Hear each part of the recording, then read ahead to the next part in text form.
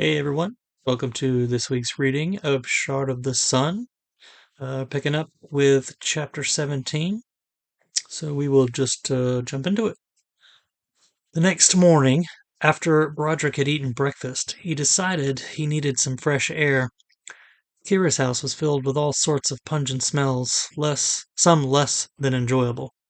He left her studying the book and wandered about the streets. Occasionally he would look over his shoulder, taking note that the crowd of people following him steadily grew. He tried his best to ignore them so that no one would stop him and ask for a miracle. He needed somewhere to go, somewhere quiet, where he could think clearly without any distractions. He continued walking until he ducked down the street that led past the monolithic cathedral of the church.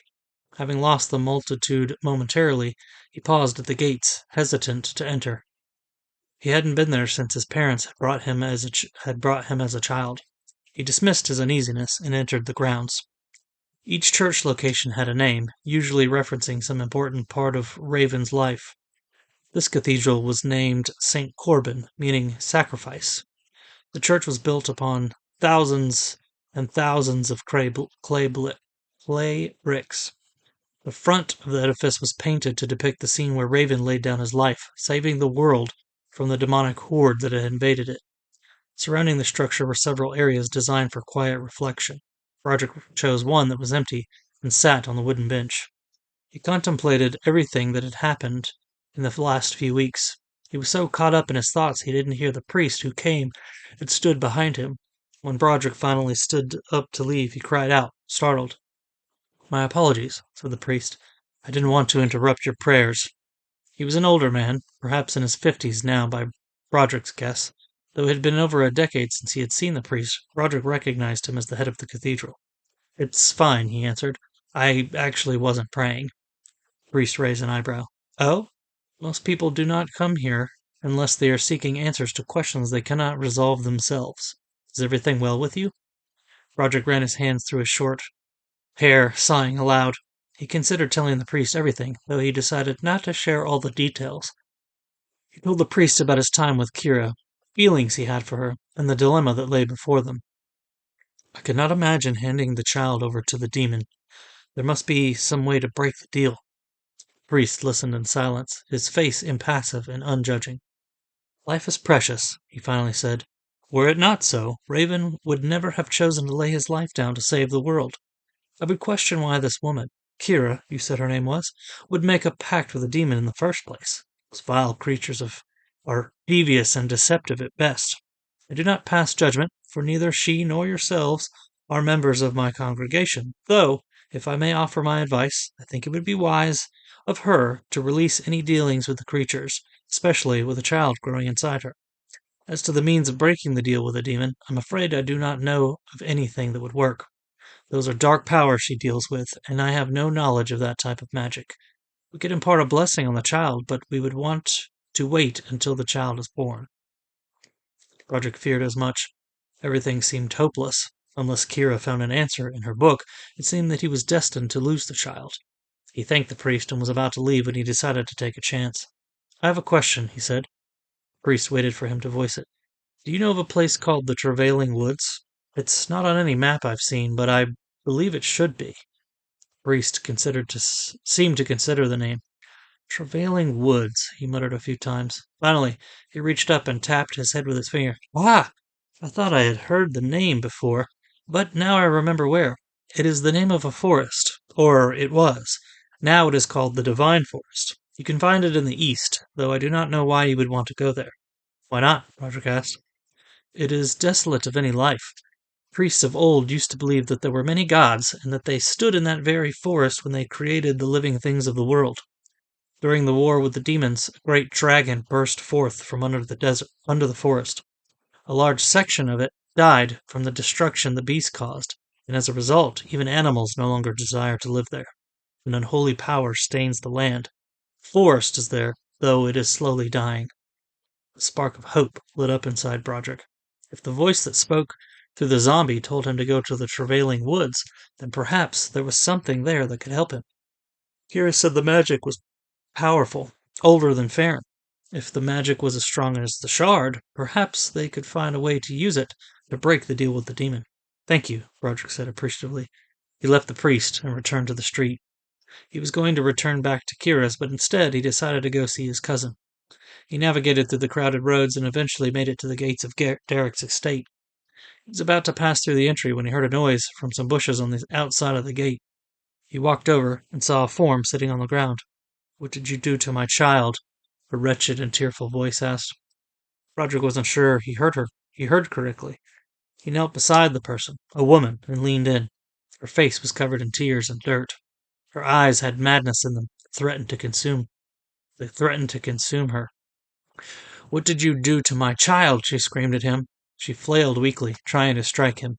He fell back out of the way. "What are you talking about?" he asked. "You! You changed him. You changed my son. He looks like my son, but he isn't my child. He is evil!" The woman wailed on, groaning the same statements like a crazed monotony. "She's been here for a week," said one of the guards, approaching from behind. Broderick looked at the soldier and stood up, brushing the dirt from the road off his pants. "What is she talking about? Is she okay?" The guard shrugged. "I don't know. We've told her if she doesn't leave by nightfall, we'll have to escort her from the estate."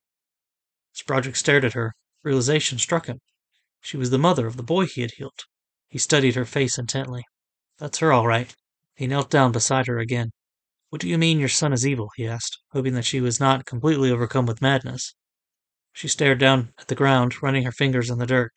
He started doing things, odd things. It didn't seem like anything to worry about. She trailed off, her finger pausing in the dirt. "And then he changed. He killed the dog with a knife, and then he turned it on me." Her face reddened. Her her reddened eyes met his.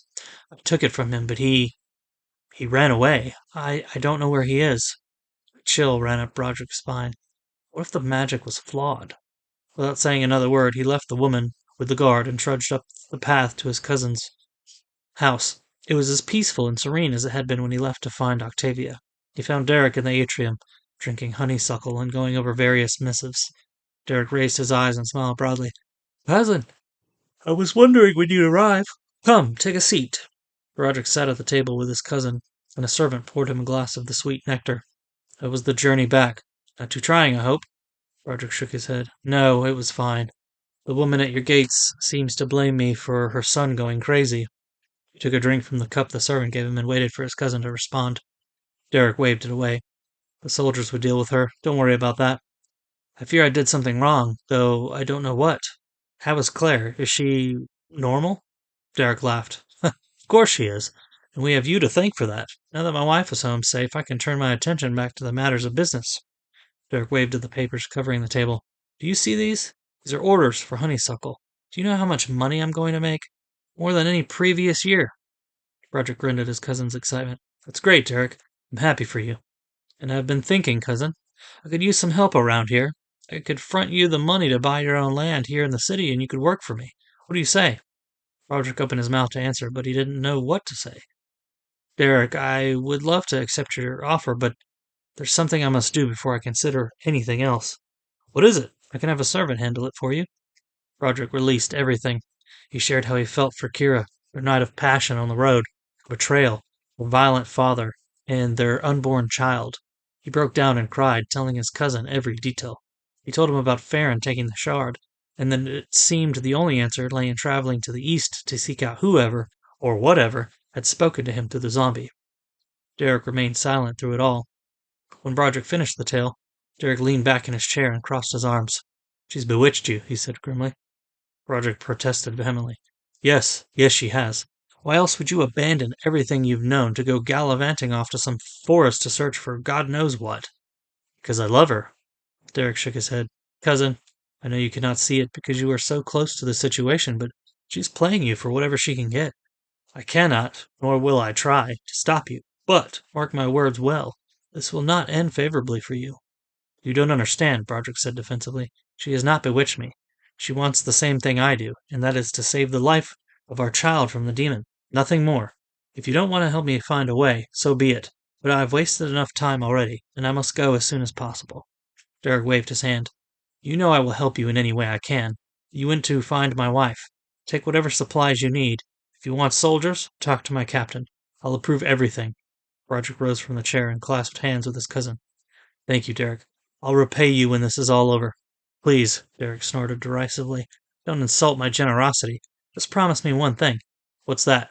That you will return alive. Roger grinned. I'll do my best. All right, that's it for this week. Hope you guys are still enjoying the story. Be back next week with another chapter, and see you guys next week.